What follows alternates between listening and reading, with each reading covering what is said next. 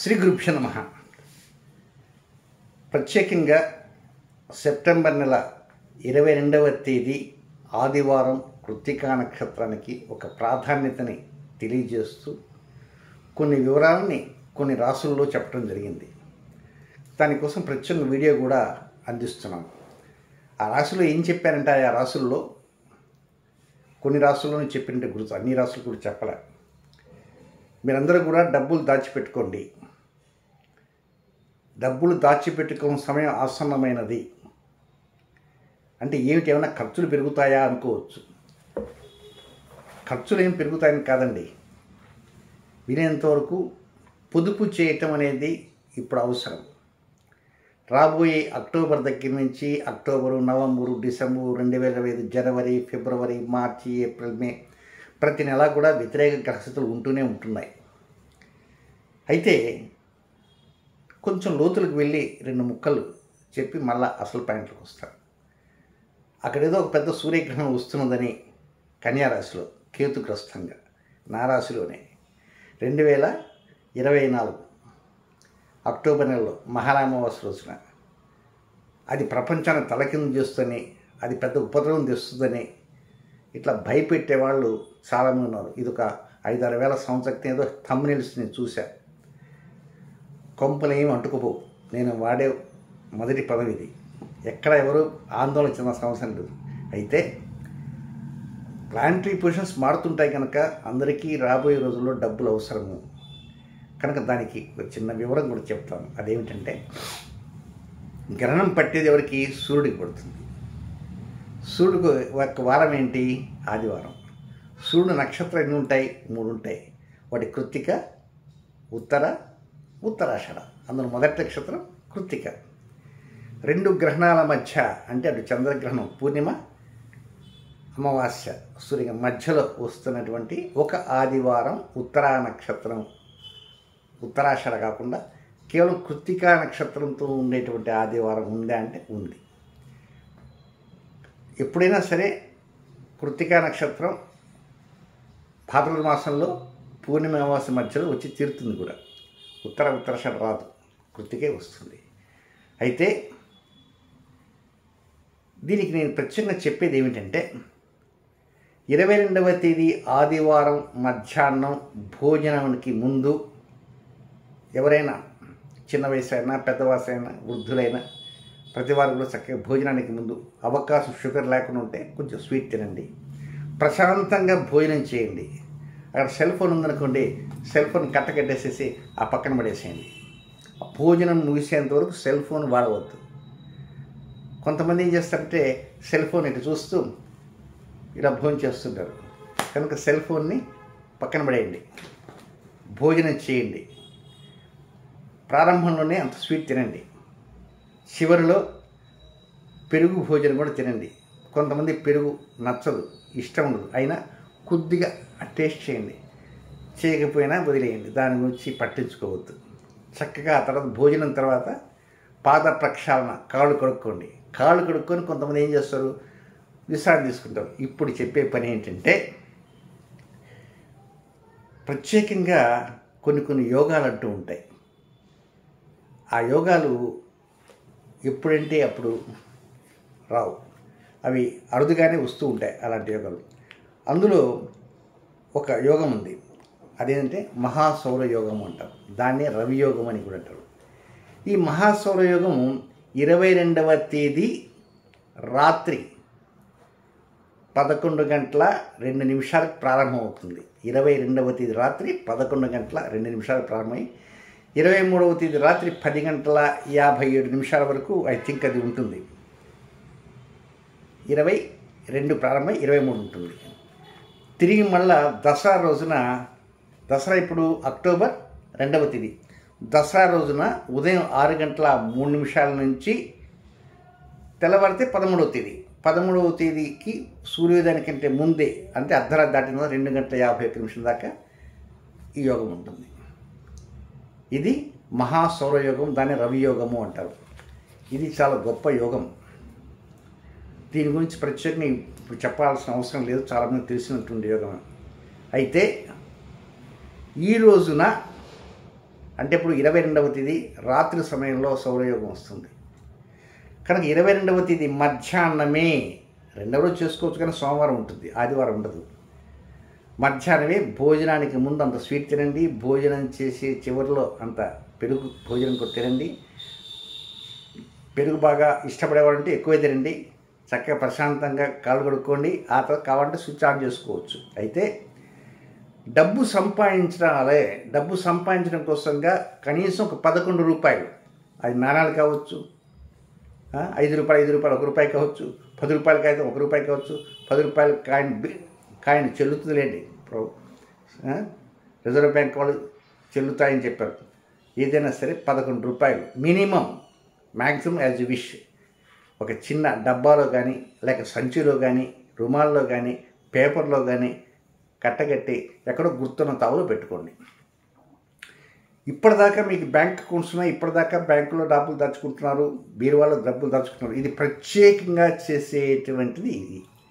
అయితే ఇది అందరికీ 22వ తేదీ మధ్యాహ్నం భోజనం చేయగానే కాళ్ళు కడుక్కొని పాద ప్రక్షాళన చేసుకొని డబ్బులు దాచిపెట్టుకొని మీ ఇష్టదైవానికి నమస్కారం చేసుకొని డబ్బులు దాచిపెట్టుకోండి. ఆ తర్వాత కొంతకాలం తర్వాత డబ్బులు పెరుగుతూ ఉంటాయి. ఆ డబ్బులు వాడుకోవచ్చు కూడా. మీరు ఏదైనా మళ్ళీ దానికి కొంచెం యాడ్ చేస్తూ ఉండండి, ఇబ్బంది ఏం లేదు. సౌరయోగం రాత్రికి వస్తుంది కనుక రాత్రికి ఆ సౌరయోగం మీరు చేసేదంటే ఏముండదు. 22వ తేదీ రాత్రి 11:02 ఎంతకు ప్రారంభమవుతుంది. 23వ తేదీ రాత్రి 10:07 ఎంతో ఉంది. నా పంచాంగంలో ఇచ్చాను, ఆ యోగాల టైం కూడా ఇచ్చాను, నా కాలయోగం పంచాంగం ఇచ్చాను అనమాట. అయితే ఇప్పుడు ఇది ఇంత ఎందుకు చెబుతున్నానంటే, ఇన్ కేస్ ఈ వీడియో మీరు వినలేదనుకుందాం,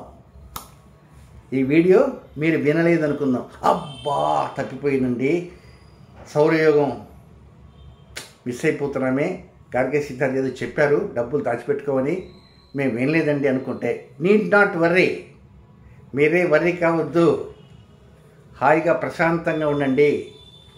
దసరా పండుగ ఆ రోజు 12వ తేదీ, అక్టోబర్ 12వ తేదీ దసరా పండుగ వస్తుంది.